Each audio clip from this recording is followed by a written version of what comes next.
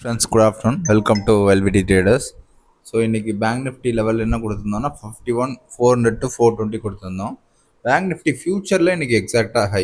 Okay, so நம்ம level தொட்டதுக்கப்புறம் அந்த swing low mark பண்ணுவோம். அது பிரேக் ஆச்சு, ஃபேர் வேல்யூட இல்லை ஆர்டர் பிளாக் இந்த இது.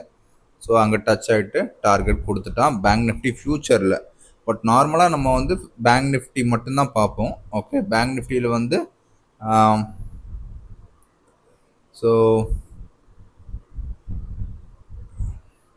பேங்க் நிஃப்டியில் இன்றைக்கி மேலேயும் டச் ஆகலை, கீழே வந்துச்சு ஆக்சுவலாக. ஓகே, ஸோ கீழே வந்து ஸோ கீழே ஒன்ஸ் நம்ம லெவல் வந்ததுக்கப்புறம் என்ன பண்ணுவோம்,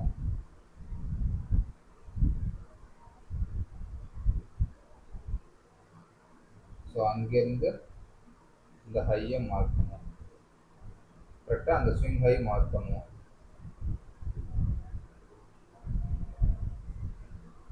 ஃபஸ்ட்டு இந்த ஹை, இந்த இதாச்சு ஆக்சுவலாக. இந்த கேண்டில் லைன் சார்ட் மாற்றினீங்கன்னா தெரியும்.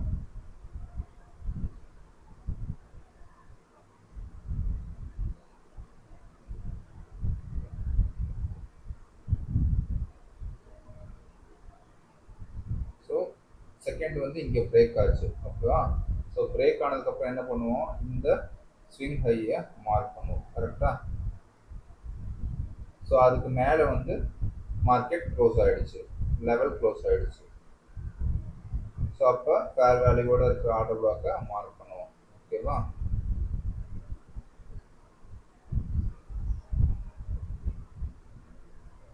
ஸோ இன்னைக்கு எஸ்எல் ஹிட் ஆகிடுச்சு. ஓகே, ஸோ ஒரே ஒரு கேண்டில் தான் உங்களுக்கு ஸ்டாப் லாஸ், அது எஸ்எல் ஹிட் ஆகிடுச்சு. ஆக்சுவலாக பேங்க் நிஃப்டி ஃபியூச்சர் எடுத்திருந்தா அப்படின்னா நார்மலாக எடுக்க மாட்டோம். ஸோ பேங்க் நிஃப்டி ஃபியூச்சரை பொறுத்த வரைக்கும் எக்ஸாக்டாக டே ஹை. ஓகே, ஸோ எக்ஸாக்டாக டே ஹை கேரக்டர் சேஞ்ச் கொடுத்து எல்லாமே ரூல்ஸ் படி அதில் ப்ராஃபிட் கொடுத்துருச்சு.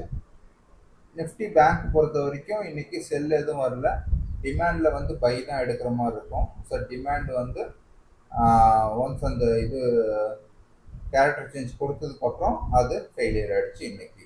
Okay, thank you.